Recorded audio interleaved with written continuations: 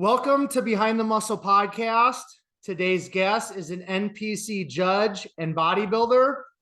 Today's guest is Tim O'Malley. Tim, welcome to the podcast. Thanks for having me, Quentin.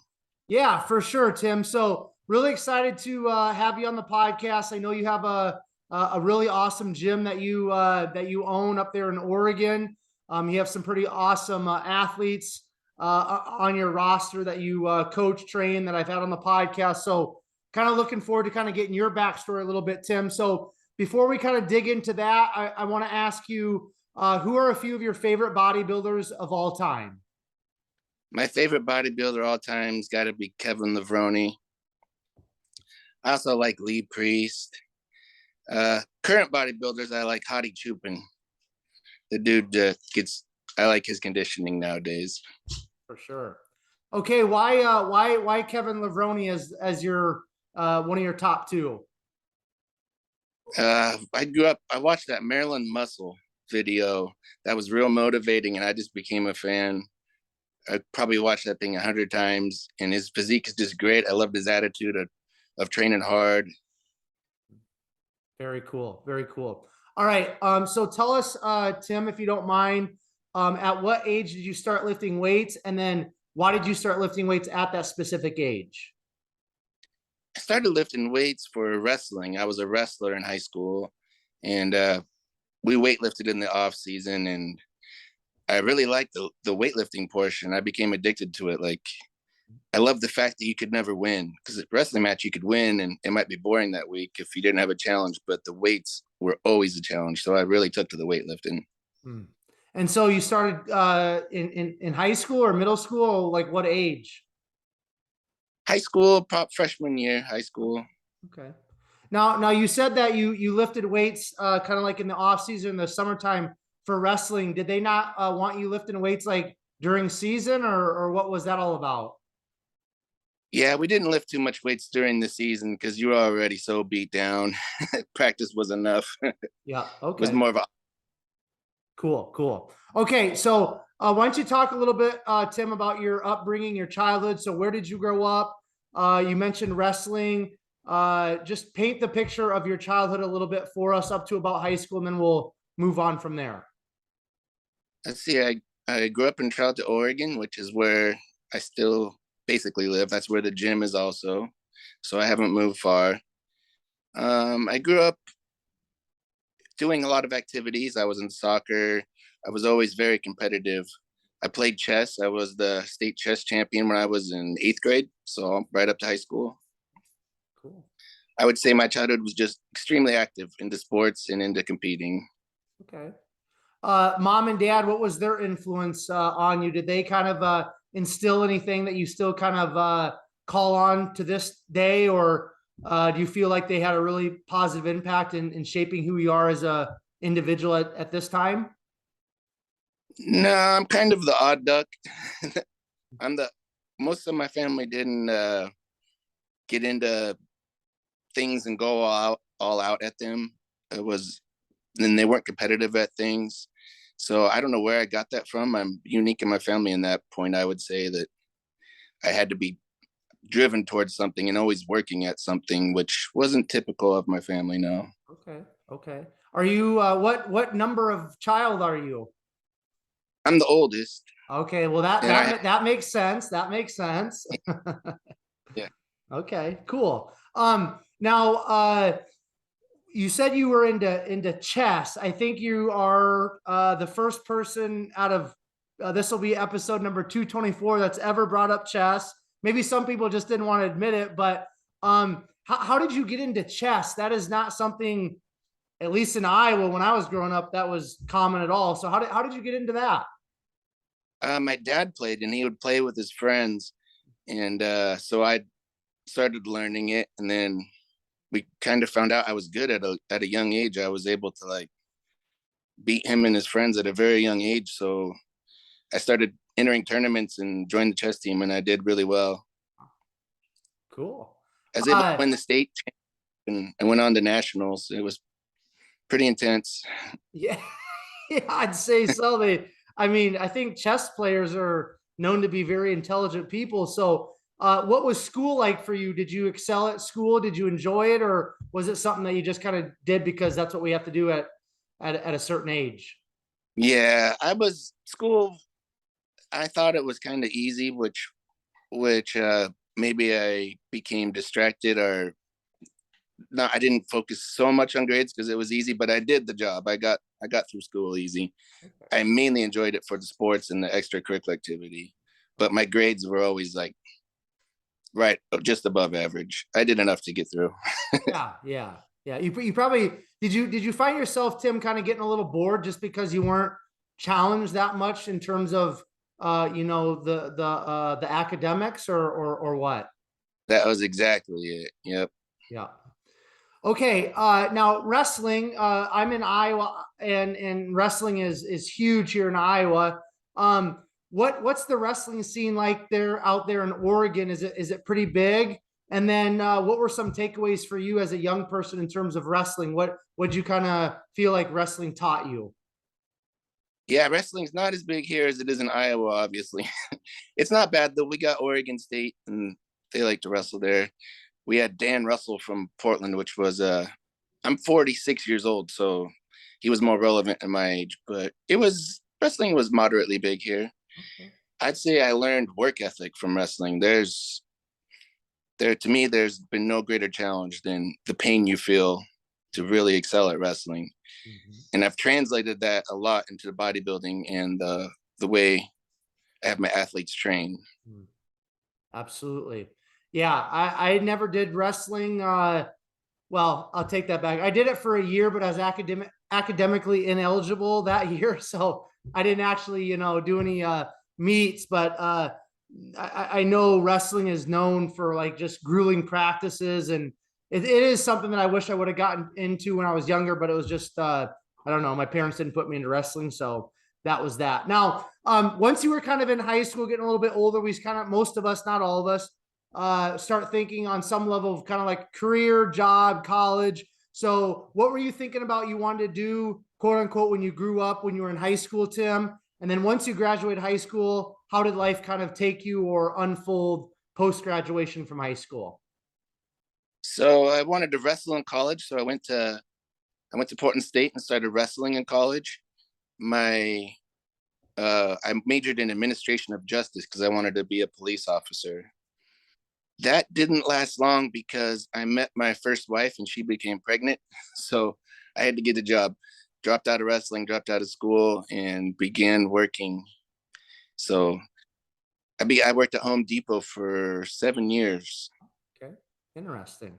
Yeah, Okay, so what were you like 18, 19 when your first child was born then? I was 20. Okay.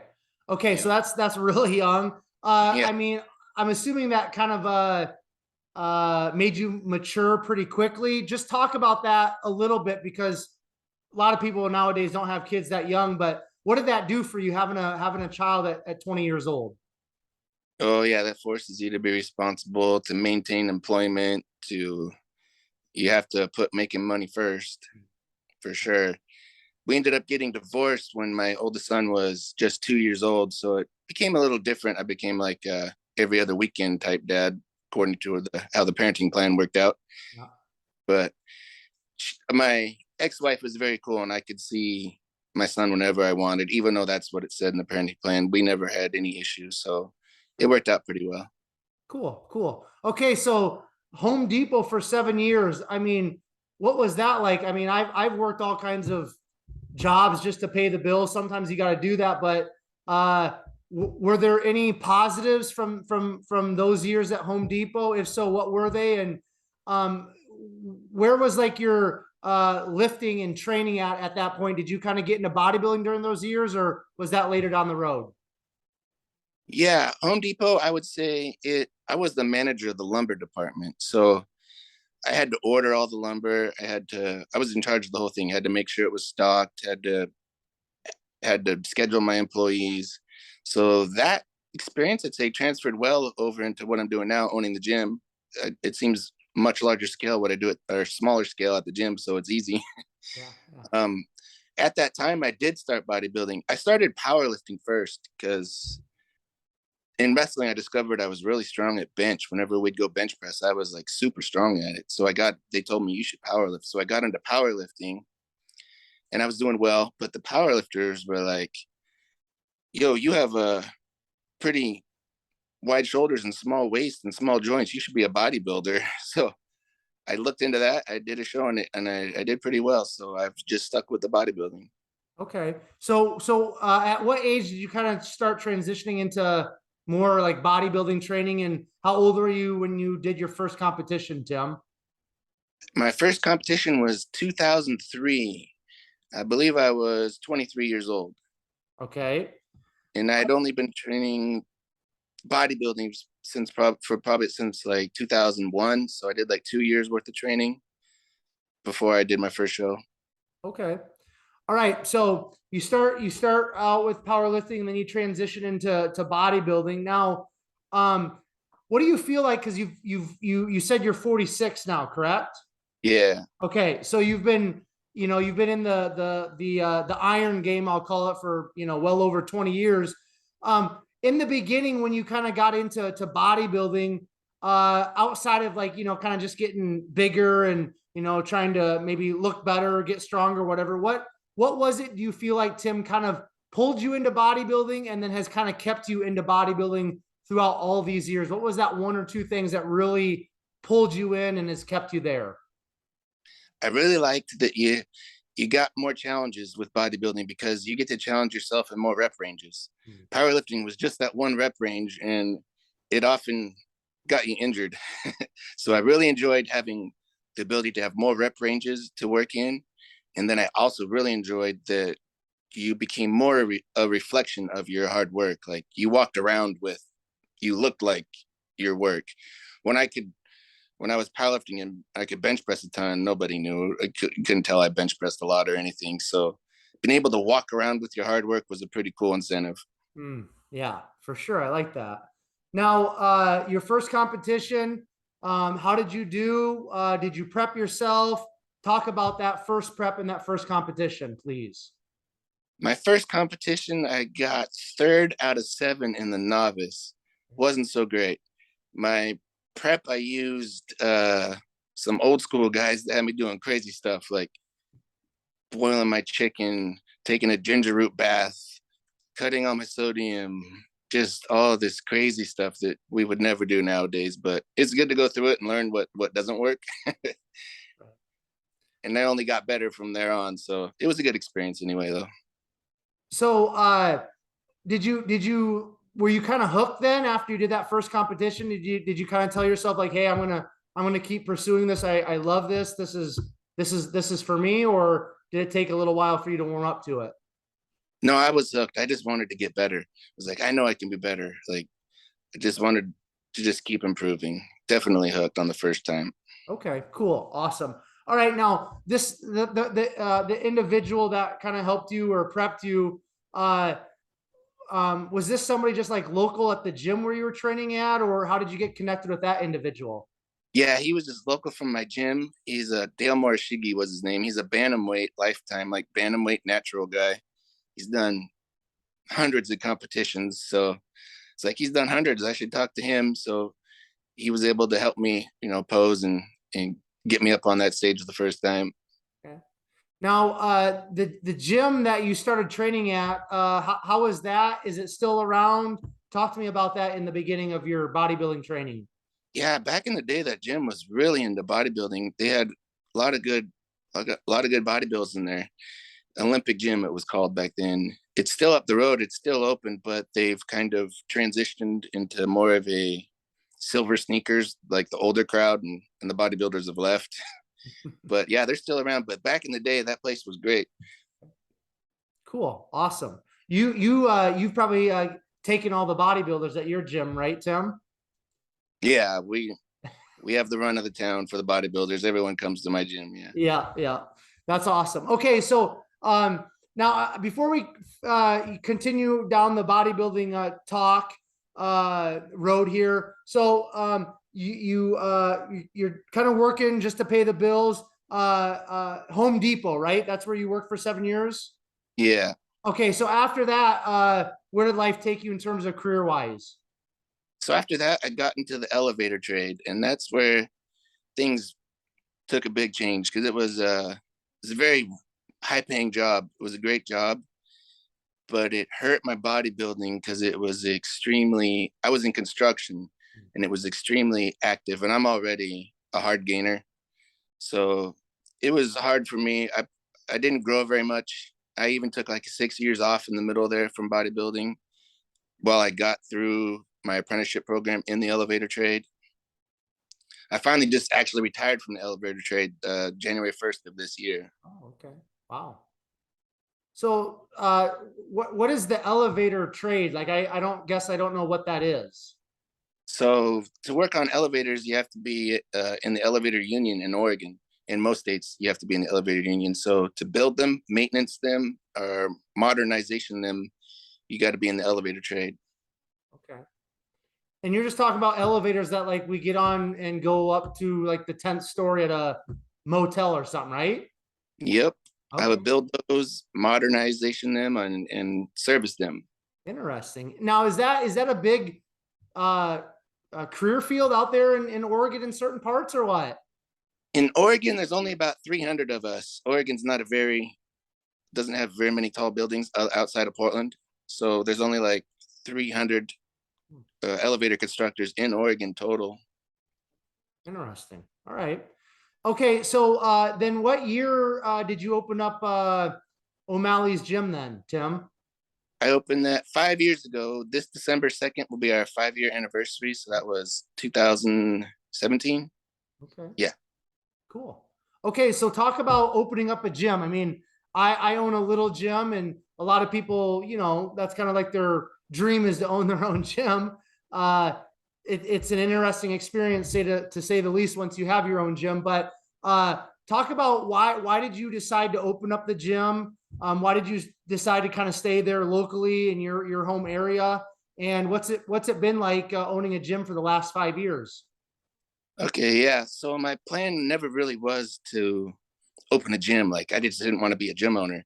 I was coaching a lot of people at the time, and I could give everybody meal plans and supplement plans, but they weren't working out right. So I was like, I need my own space so I could show more of these people. I was getting kicked out of other gyms or being yelled at by management. You can't be helping this person or helping that person. So I was like, I just need to open my own spot where I can help my athletes do things correctly and show them in person.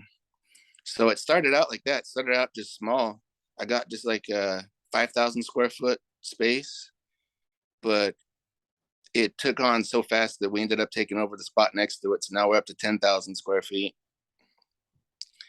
But yeah, I didn't imagine, my idea going into it was that I would have a spot, just, me and my athletes would train and work out, and it would be awesome. We'd get huge and other people would come, and it'd be like a big family. I didn't think about all the different little hard work. Like we're going to have lost and found. Our phone's going to be off the hook. We're going to have toilets breaking. I'm going to have all this maintenance. I didn't even consider all that. I just wanted to help people get big.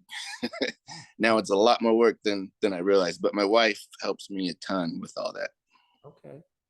Okay, so let's I think this is great because I say it all the time, people think they want to own a gym, or they think they want to own a bar, or they want to own their own business because, hey, I like to drink, so I'm gonna open up a bar. I like to lift weights, so I'm gonna open up a gym. Well, that might be, all good and dandy and everything, but like you just said, like there's the business side of owning a gym, owning a bar. You got to make money, you got to keep your lights on. So talk about, obviously you had the elevator career on the side, and being in the union, I'm sure you had great benefits and things like that, so you had that stability, right? So you kind of could go out a little bit and say like, I'm gonna open up this gym and take maybe a risk or two. But how have you been able to go from 5,000 square feet to 10,000?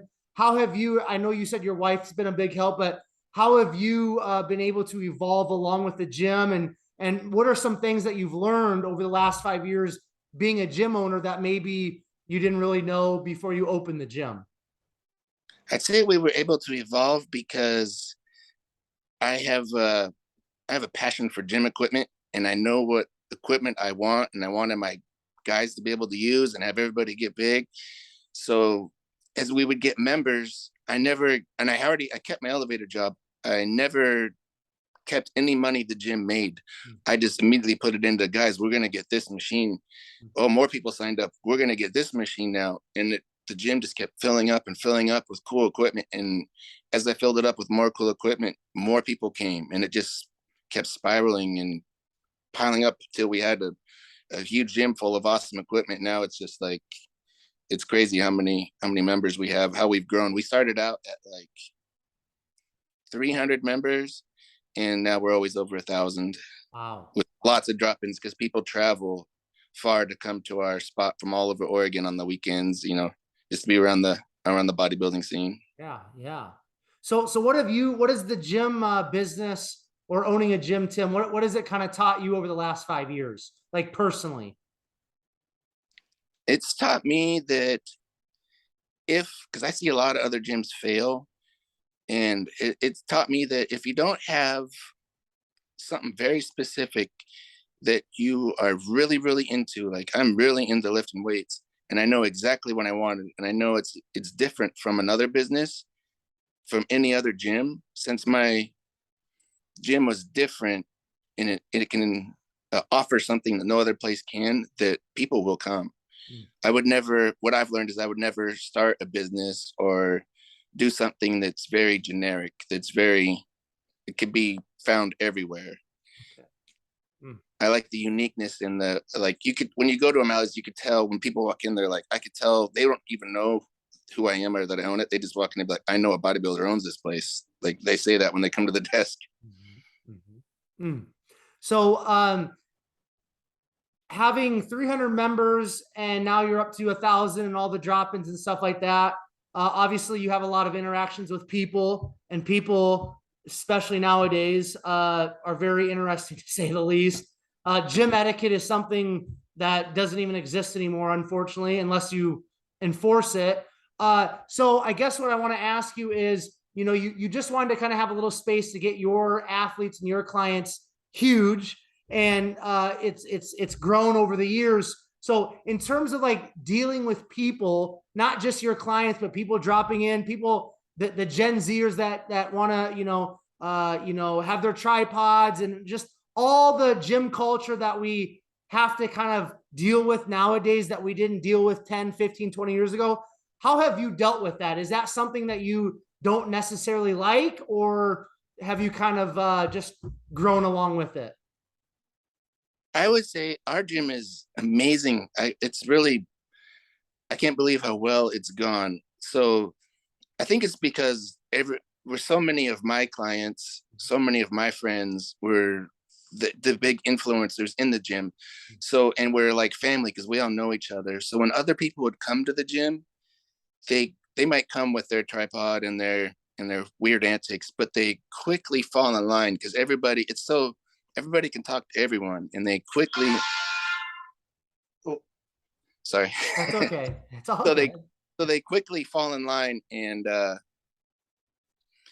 we don't really have the situations. We hear stories about other gyms and people sitting on their phone on the machine, and we do get the cameras and the tripods, but they're not like, it's not out of hand, and it's usually because they're recording like hard work, or it's being used for a productive reason, not just crazy want to be on IG. Yeah. Have you ever had to ask somebody to leave your gym that was like a member? We've had a few instances. Not that I can't believe actually how well that's gone, but I've had to kick out 4 or 5 people. Yeah. We have one guy shooting up in the bathroom, like shooting up steroids in the bathroom and putting it on his story. We're like, what are you doing, bro? Get out of here. Oh man. What's another one? What's another reason why you had to kick somebody out besides shooting themselves up in the bathroom? What's another reason? We had a guy who was inappropriate towards women. We had a guy, this one's terrible, that was he had a little ice cube charger that was actually a camera. It was a hidden camera, and he'd stick it in the bathroom wall, and it would record inside the bathroom. Wow. Another girl discovered, like, that's not a phone charger, that's a camera. So that was a whole ordeal. We had to turn that into the police, but that's been Wow. about it. Okay.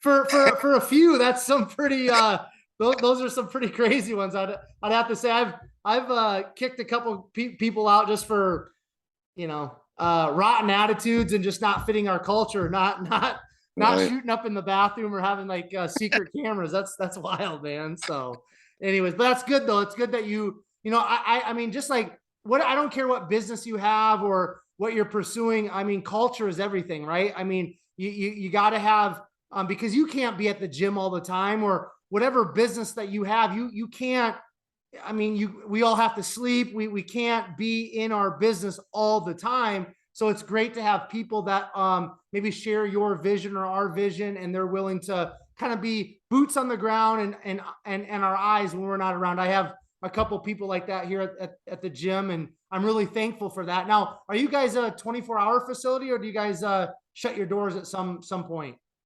We are 24 hours. We lock the office up at 9 o'clock at night, and then we have a 24-hour access door. It's a real big hit with the clients. Yeah. Okay. Now you said you're really into equipment, and you know the equipment you want.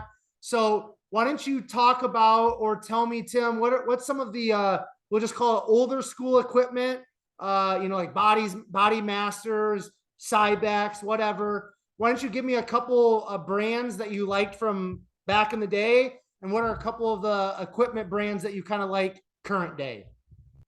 I love the old Cybex. we have the Smith machines that are the straight up and down ones. I have the old Cybex leg press, Cybex leg curl. I'm getting the old Cybex hack squat here soon. You know, like the 90s vintage. Mm-hmm. I do have a couple Body Masters that I do like. We have a kickback Body Master. I even have the forearm old Body Master. That one's real hard to find. What other on old stuff? On the new stuff, I really like Prime, Arsenal, Rogers. I want to get some Panada. Those would be my favorites. Okay. What's your favorite piece of equipment in your entire gym?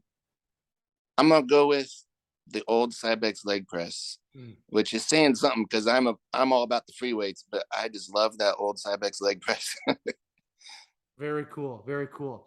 Okay. Any plans to expand in the future, or would you kind of like to keep the gym at the 10,000 square feet? Yeah, it's borderline because there's still equipment I want, and I'm running out of room. I have a power lift because I still have a powerlifting side to the gym. So we have a mono lift. We have 3 deadlift platforms. It takes up some space. If I could get like 15,000 square feet, I think that would be great. Cool. So I'm always on the look because our lease is up in 2 years. So I'm constantly looking for a bigger spot. Cool. Love it, man. Okay. Let's take a step back and let's get back into kind of like your bodybuilding story in terms of competing. So you did that first competition. After that first competition, when did you compete next, Tim? My next show, man, I've done so many, but I know I won my first overall in 2006. Okay. I was working with my buddy, my good friend Blue Taylor, who lives right up the street from me. He's been my good friend and lives up the street. So we started working together and learning about bodybuilding together. And that was my first overall, was 2006. And I believe, yeah, right after I won that overall is when I took the 5-year break. Then I came back in like 2013 and did Emerald Cup, bunch of local shows. I didn't do my first national show till 2000.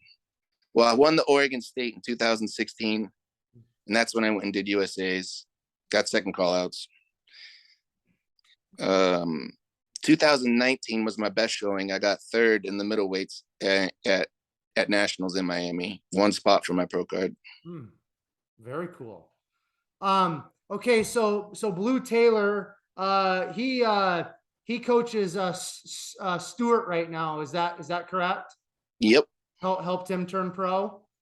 Yep, and Stu was training at my gym. I was doing legs with him for a good portion of that run between his Emerald Cup and his USA's. That was a lot of fun. Okay, now in terms of Blue, does he train at your gym and stuff then? Are you guys still pretty close, or what's that look We're, like nowadays? we're still close, but he's so busy. He'll make it in spurts to the gym, but then he disappears. He's so busy coaching that we rarely get our blue sightings anymore, but he'll show up every now and then. I gave him a key. He's got a permanent key to the gym. Cool, cool. So is Blue kind of the one though that did he kind of help you kind of with your bodybuilding knowledge and training and stuff, or are you guys kind of around the same age? Did you guys kind of just help each other back in the day? We're about the same age, and I'd say what happened when he got his pro card, he hired Haney Rambod to coach him. And so we were both in the bodybuilding together trying to learn it. But then, him having Haney as the coach, it was like, what'd you learn? Help me, help me with the next show. Do what he did for you. So Blue kind of took it as a career then, and while I went off to do elevators. So Blue would gather up knowledge, and yeah, I looked to him for a lot of the things I learned. Okay. Now, you said you took, I think 6 years off from competing. Is that correct? Yeah. Okay. So during that 6 years, I mean, was that hard for you not to be competing? Did you continue to train, or did you kind of just completely walk away from bodybuilding at that time? I continued to train. It was construction and elevators is super rough because there's no elevator. You have to take the stairs and you have to carry everything all day long. So I would be working like even more. Sometimes I'd be working 512s, 612s, just nonstop. There was no way for me to even eat enough. I'm already a hard gainer, and I just could not change my physique at all while I was in the construction phase. I finally got moved from construction and elevators. It's like you graduate from construction because that sucks. And then I got into service, which was a lot less physical, and I was able to continue on to my career then. Okay. So talk about coming back after a 6 year layoff. Was it hard for you to kind of get back into the groove and get back on stage, or was it an easy transition? It was easy. I'd missed it. I was really looking forward to it, and I liked finally seeing my body change again, putting weight back on. So it was a pretty easy transition. I was excited. Okay. So talk about getting third place then at nationals, missing your pro card by one placing. Was that kind of bittersweet, or talk about your feelings and emotions in terms of that placing specifically? Yeah, that's kind of brutal. Just missing it by one spot. I was happy to be in the top 5 though, because I hadn't cracked the first call out at nationals. So being able to hit the first call out, I was happy. Even though I got third, I was still pretty excited. But yeah, when there's 3 of you left, and I'm just like, please call one more before me. Of course, it didn't happen, but it was motivating, and it makes me believe that maybe I could do it. Hmm. So, what's your when's the last time that you were on a competitive bodybuilding stage then, Tim?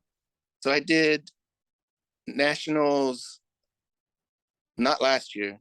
Was it last? It was last year. We're already to November. So I did nationals last year, and I was in second call outs. Okay. Okay. Cool.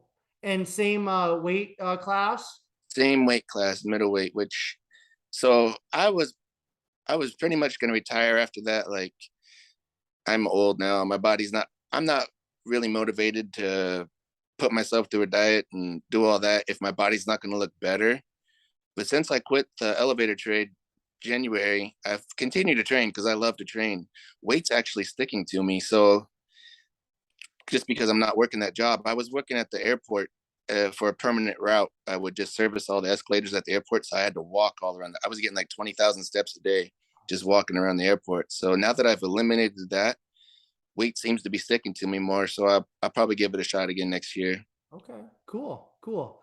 Okay, let's touch on training for a couple minutes, Tim. So again, you've been training for a long time, and earlier you said you really like the free weights, but have you had to or chosen to kind of adjust your training over the years? Because obviously, as we get older and our training age gets older, sometimes we have to make adjustments, and if we're not forced to, it's probably best that we do, right, for longevity's sake. So what was your training like kind of back in the beginning? And then if you have adjusted it over the years, what does your training kind of look like current day? Yeah, back in the beginning, I was free weight crazy. I would lift as heavy. The the basics. I was into doing heavy squats, deadlifts, bench press, shoulder press, all the basics, and doing them heavy.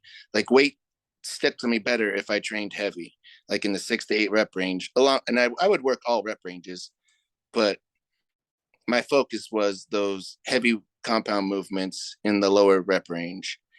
Now, as I've gotten older, that has definitely changed. My joints can't keep up with that any longer. So I've slowed down my rep tempo. I'll still do those big movements, but with lighter weight. I've learned to make lighter weight heavier by doing slower reps, negatives, holds, any way I can to save my joints, because they're just not going to put up with it any longer. Right. Have you transitioned to incorporating like machines a little bit more as well and getting away from the free weights or not? Yes. So machines I've always used for the higher rep range stuff. Lately though, I will incorporate more machines. Like I'll Smith squat instead of free squat. I'll find myself doing that a lot more often just because my lower back feels better. When I was younger, my lower back didn't mind, but nowadays, like I find myself in the belt squat machine or Smith squat just to save my lower back.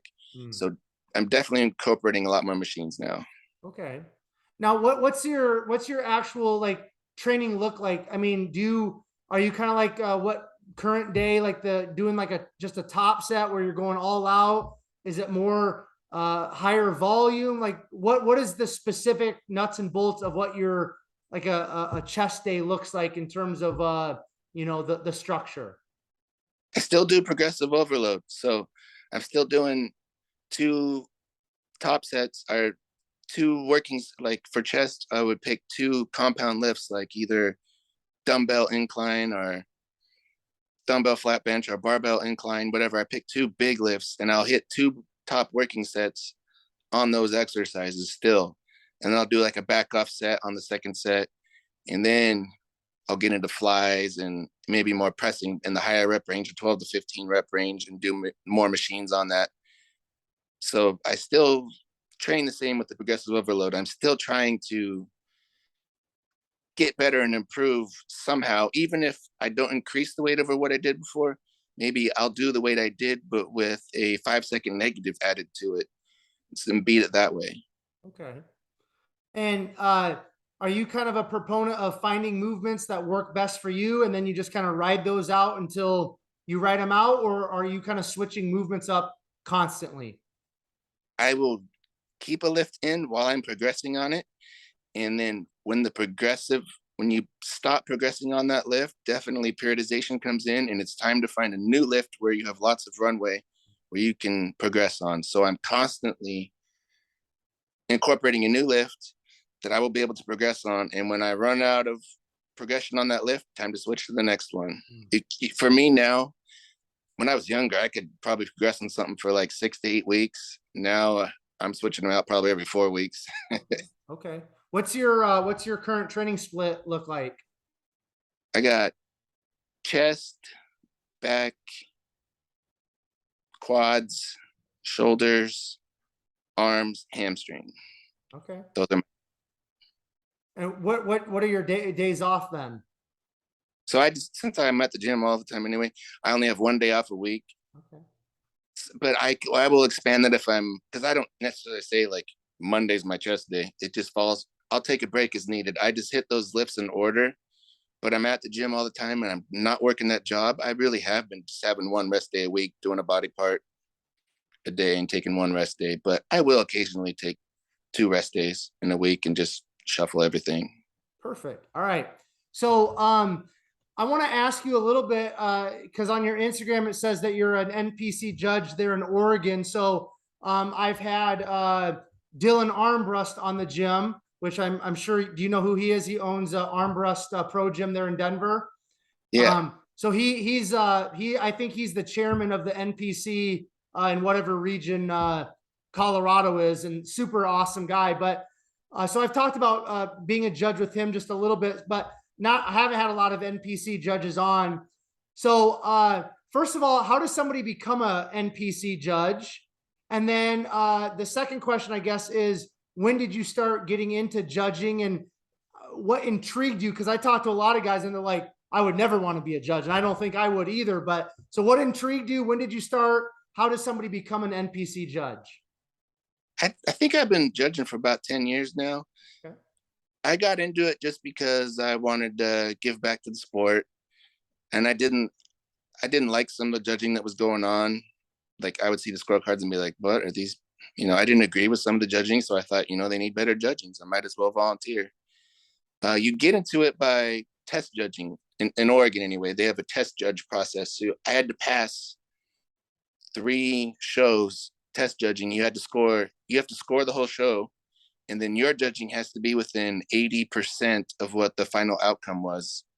And as long as you pass 3 shows, then you become eligible to be a judge once you met that criteria, and they can call on you or not call on you. Okay. So do you enjoy being a judge, or is it just something that you kind of do again to give back? I enjoy it. I'd say, those people, I enjoy it because they all worked hard, and I want them to have someone up there that they can look at the scorecard, and when they see like Tim O'Malley's judge number 2, that they know that I love the sport and I follow the sport, and they may not see that on the whole judges list. I don't know, but I love being able to give back. And sometimes I've had people say like, well, I don't care what place I got. Tim O'Malley had me second, So I love to be able to give back and be able to help. They put all that hard work in. I like to be able to give them a good set of eyes. Okay. So let's, and we're just talking about bodybuilding here because that's what this podcast is about. So, because I hear different people, like quote unquote analysts or gurus or whoever they think they are, but I hear a lot of people like on bodybuilding podcasts talk about, they want to take like we'll just take 2 athletes, right? 2 bodybuilders, and they're like, well, this guy, his arms were better than this guy, his quads were better than this guy, and it's like, well, this guy beats this guy, but this guy over here has a better flow. Like I explain to me when you are judging bodybuilding, when you have, let's say, 10 guys that come out in a super heavyweight class, like what are your eyes right away looking for, and talk about how it is about the flow and the entire like structure, the entire physique, and it's not just picking body parts. So does that kind of make sense? Can you explain that a little bit, please, Tim? Oh yeah, sure. What catches my eye first, obviously, is going to be conditioning when they walk out. Who put in the work? You could tell the hardness. It's really easy to tell the different shades of hardness, especially when people turn around. And then obviously musculature, and then symmetry. So there'll be people that you could tell do all isolation work and they got good body parts, but nothing flows real good. Like it's not as pleasing to the eye. It's not as good as a physique, but definitely it's a combination of, I judge them equally with conditioning, size, and symmetry. Okay. Now, in terms of, let's say somebody's, a body part is noticeably shot up, or there's something wrong with it. We'll just say it that way. Kind of the best words I have right now. Is that something that you kind of lose respect for that physique right away and you knock them down? How does that work? Yeah, it was like, wow, that was a dumbass move. Like, you didn't do that one right. That didn't pan out. So, to be quite honest, at the local level, there's a lot of judges who can't spot it, who don't know what they're looking at, and just think, wow, that guy's delts are great. Like, but I will oftentimes I would say the person who does that is actually the better bodybuilder anyway, and they typically get the win anyway because it wasn't close enough. But that if there's ever an athlete that's close enough to beating them and it's on par, then definitely I will take that into consideration and knock them down. Okay, now I've got to ask you this, because you said Hadi Choopan's one of your favorite bodybuilders, and there's a lot of we'll just say rumors swirling around about I think specifically his delts, and you said delts. So I mean, do you think there's something going on with his physique in terms of what he's using? I wouldn't, I don't think so, because he works with Hani. I don't think that he's crazy enough to put site enhancement oil. I think he's just putting his shots, would be my guess. That he's putting, that's his happy spot. So he puts his shot and it gets inflamed. And I think he'd overdone it and it's time to rotate sites, would be my guess. And hopefully he has it fixed by the Olympia. But like a month ago when those pictures came out, I was like, yeah, you need to stop and you need to fix that quick. It's not going to look good. Okay. Now, are you ever gonna, move in the direction of being like an IFBB judge, or are you just gonna stick with local NPC stuff? Yeah, I'll just stick with local. I'm so busy with coaching in the gym and I don't need to get in any more stuff right now. That'd be too much work, I think. Yeah. Okay. Okay. Coaching. Kind of talk about, because that's a big thing nowadays. It seems like every bodybuilder wants to be an online coach because it's seemingly or supposedly is going to make their bodybuilding easier. I don't know if that's the case or not, but coaching is a big thing now. When you started back in the day, when I started, late '90s, early 2000s, like, I mean, that wasn't really a thing at all. So why don't you talk about when you got into coaching?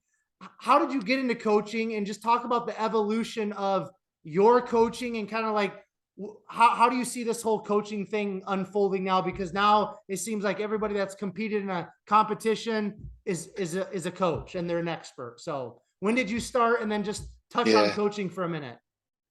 Yeah. So I never intended to get into coaching. I had my elevator job. I had no intentions, but I had done well and I was usually the leanest at the show and in the best condition at the show, even though I was a middleweight. But I would have people in the industry, friends I knew, friends that lifted, watched, that would just be like, "Hey Tim, will you help me get shredded for the show?" And I was like, "Sure, I would love to help you because I like that person and I like how they train and I want to help them win and get better." So it was never intended. It was just people came to me and asked for help and I helped them and then they would win and they're like, "Well, I want Tim to help me too." So it just started. Next thing you know, I was like, okay, I got all these people. I couldn't say no. And for a long time I was coaching people like that, and that's actually how I saved up the money to open the gym. All the money I made from coaching I never spent. I just kept it and was like, we're going to buy equipment so that, because I was so frustrated with coaching, because I would coach some people and they wouldn't get the results and I knew it was their training. Like, I need to see you train. The training, I know that's what's wrong here. So I kept saving because I wanted that gym to be able to help people with the training. I find that to be, food and drugs are important, but for me, what I found is people's training is off. They'll post on IG, had a killer workout, and then I'll see it and I'm like, that was not a killer workout. Like, you don't know how far you can push your body. And a lot of the guys that you see that I'm coaching now, they're having success. Those guys push it hard and they come to a Malley's gym and they push it hard. And that's, I would say, the big reason for their success is their training. So what's your, I'm not asking you to give out secrets or anything, but what's kind of like your general coaching philosophy? Like you said that you were getting conditioned. People were like, "Hey, Tim, help me get conditioned." Like, are you like, a no cheat meal kind of guy? Is it, I know it's physique dependent and it's individualistic. I get that, but we all kind of have our own training styles and coaching philosophies. So generally speaking, how do you kind of approach bodybuilding clients? For getting in shape for a contest, yeah, they're all so different. I would say I progress. Obviously you're going to reduce calories and you're going to do it slow. I try to get people to drop 2 pounds of fat a week, whether it be increasing cardio or food.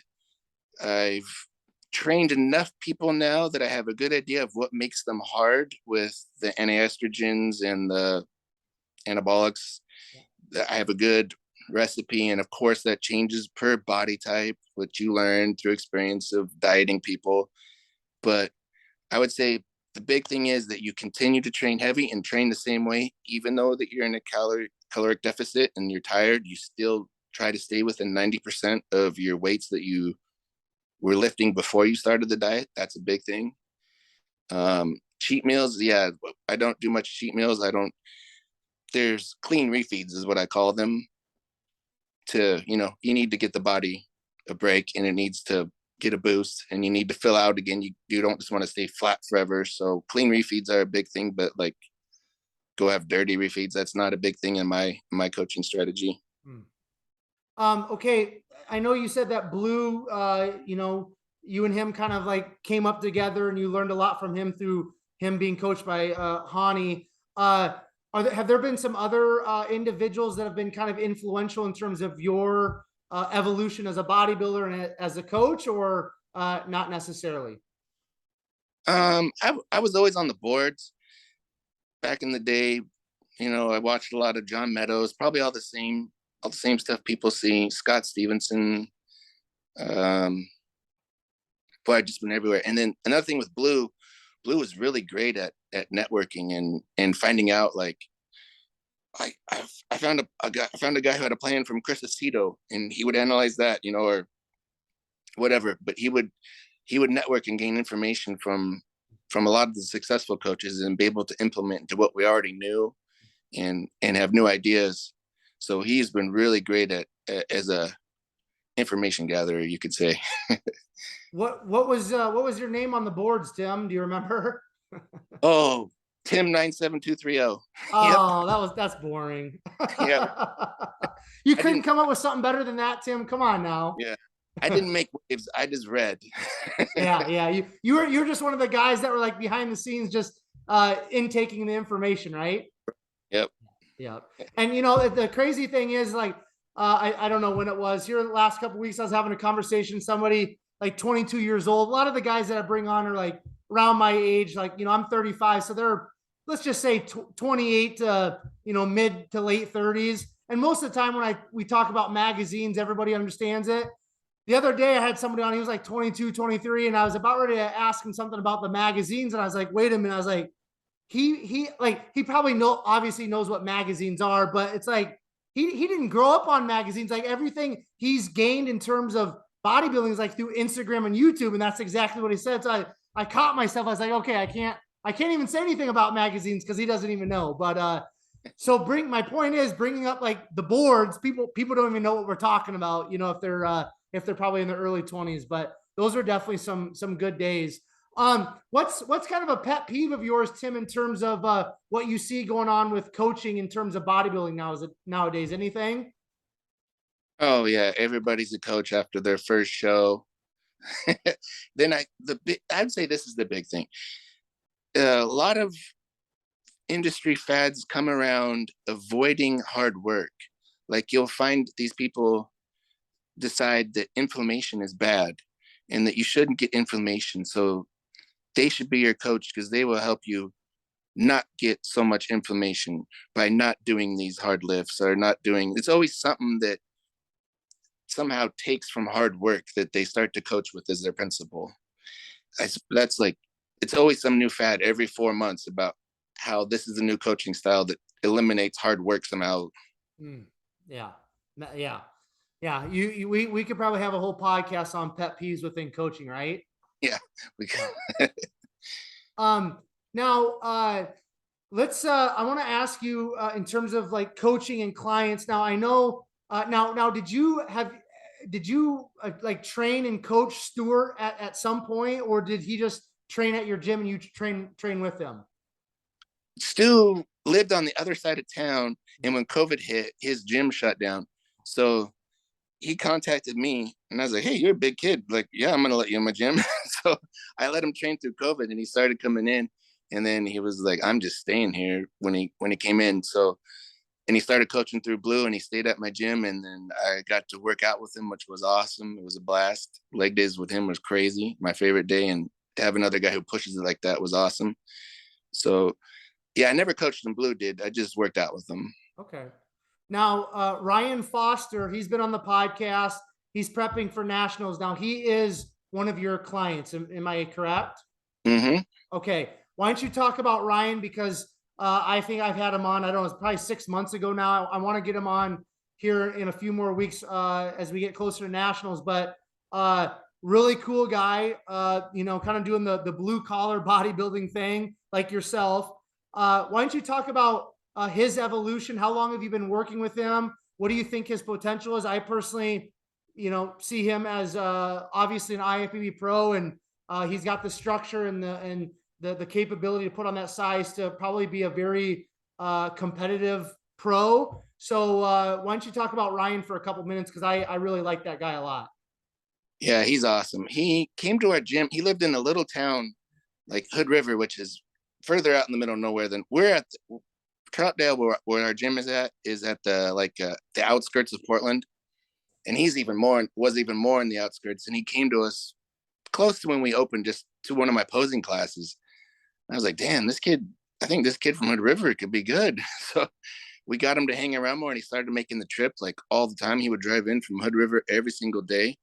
At first, my buddy Brandon Lyons coached him for his first show.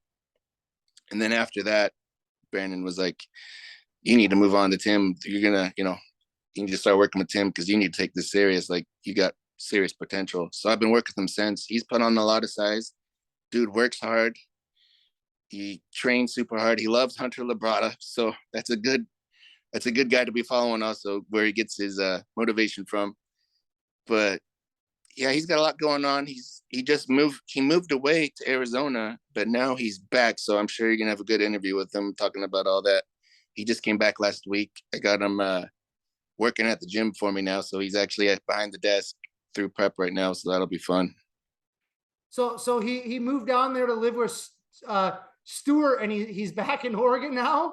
Yeah, I'm gonna have to get him on to hear that story. That didn't last very long then, huh? No, it was like 3 weeks. And now he's back. It was sad. We were all so sad he was leaving. Yeah. It was terrible. Now he's back. We're like, welcome back. Yeah, yeah, right.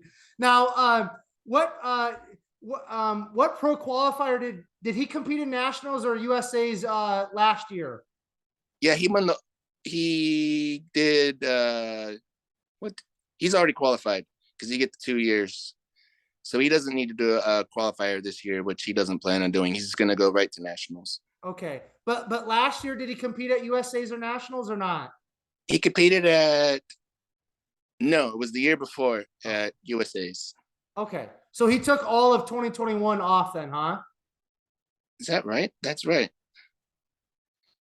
I believe that's correct. Yes. Okay. No, he did USA's last year, because we're already past. Yeah, so he did the USA's in 2021. Okay. So pretty confident he's gonna. I mean, let me ask you as his coach, because I'll get him probably back on and ask him. I know what he's gonna say, but I mean, are you pretty confident that he's gonna get that pro card this year at nationals then, or? Oh, I never get into I would say he's gonna look way better than he ever has. He's gonna look amazing, and from throughout the history of winning your pro card, he's going to have the look that he stands a very excellent chance based on his achievements for himself. I don't want to say he's going to beat everyone, because you don't want to be that guy, but he's going to look outstanding, and he's going to look his best. Cool. Awesome. I respect that. Keeping it politically correct, right, Tim? I like his chances, and I like the development of his physique. Mm-hmm. How far he's taken his physique is deserving of a pro card, and hopefully that occurs. Yep. Well said. Okay. Now, what would you, now I know you said that you're probably going to get back on stage at some point. When you feel like, okay, Tim, you're talking to yourself, Tim, you're done competing. What would you have liked to have accomplished yourself, Tim, as a competitive bodybuilder before you finally hang up the posing trunks? For me, it's not about trophies and winning, and I don't even necessarily need an IFBB status. For me, it's at the end of the day, what level was I able to take my physique to? That's what I'll remember. Like, people ask me what shows I won, and I'm like, I can't remember what year I won that show. I don't care. What I remember the first show that I had a decent back. Like, I care about my development. So in competing again next year, hopefully I'll be able to be better than I ever have. That's the goal, that I reached a new level of development, so that someday when I'm old and retired, I could be like, this is what I was able to achieve, and have the picture from what I was able to bring my physique to. Cool. Okay, so speaking on development and getting older, do you feel like there is an age range? We can't say like, oh, it's 50 years old. Nobody really knows, but you feel like there's an age range where the body just isn't going to progress in terms of building muscle and just overall getting better as a physique. Do you feel like there is an age range where there's kind of like there is no return to that development? If so, where do you feel like that might be? Yeah, I feel like it's probably in the 40s for most people, because your 30s should be all right, should be good if you were really pushing it. Now, in my 30s, I had that job that held me back, I think, which is why I was able to get better in my 40s. And now that I've quit that job entirely, I might be able to get better at 46, which I think is a rare scenario.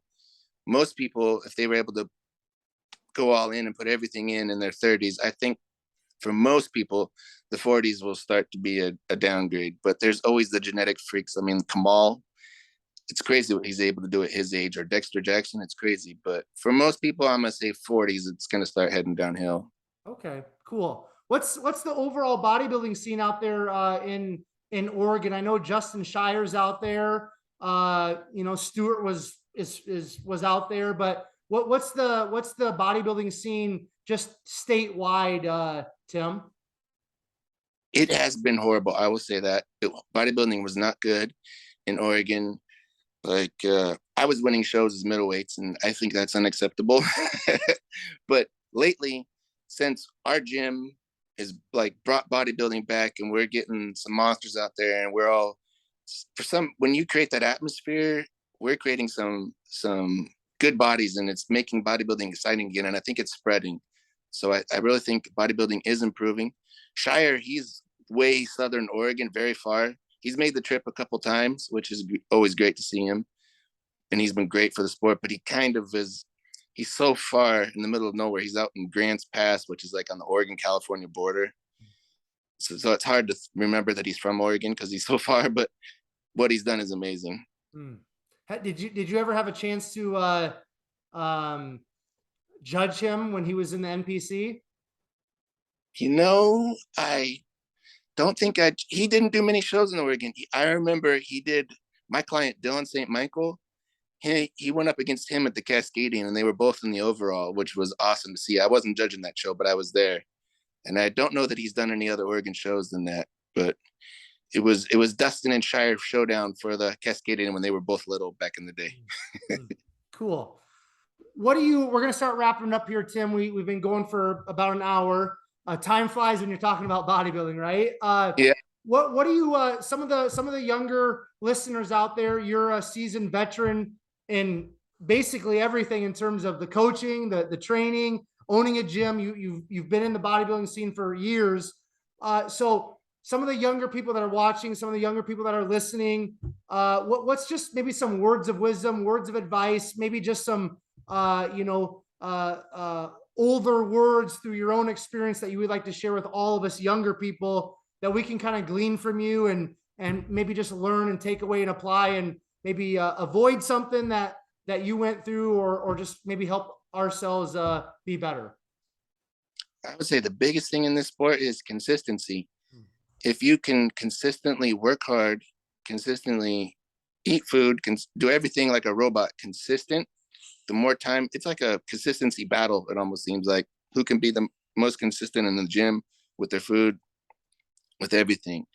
So I would say a lot of the mistakes people make is going through cycles like, oh, I'm about to try real hard in the gym again, and then they take a break. It's the people who are consistent and live it and are they're relentless, they're the ones that have the most success. And I would say that goes with the gym, like business too. Like I've been relentless on building it. Like I need the best. I need that new piece of equipment. I got to get it for my guys. Got to nonstop improve.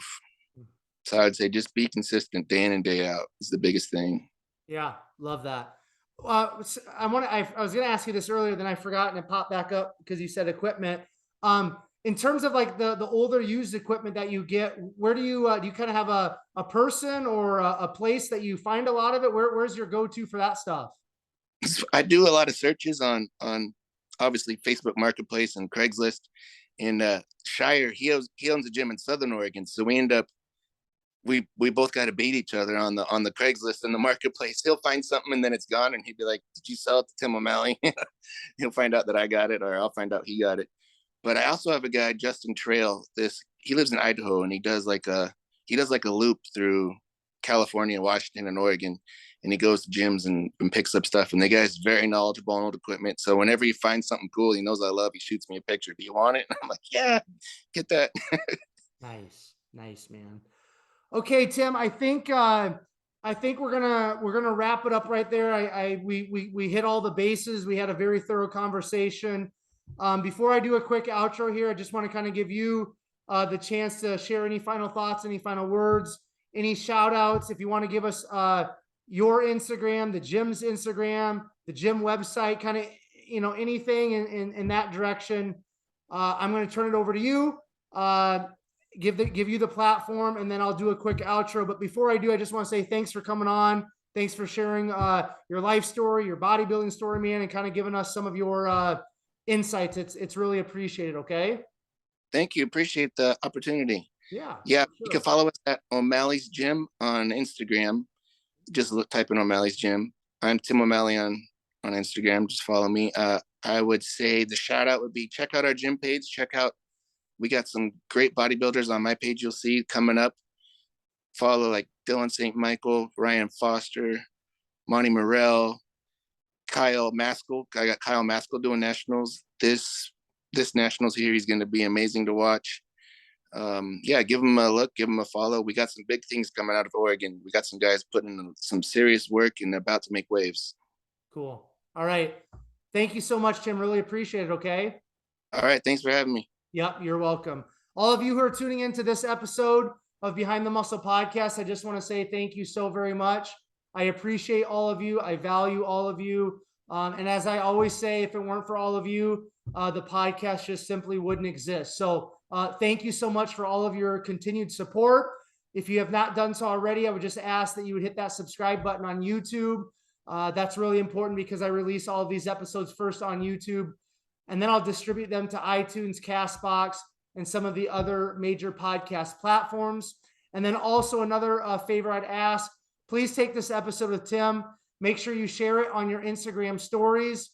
Tag Tim, tag O'Malley's Gym, and then also make sure you tag Behind the Muscle podcast so that we know you listened specifically to this episode and found great value in it, in which I know you did. And then finally, I will leave you all with this. Remember, behind the muscle, there's always a story. We'll catch you guys later.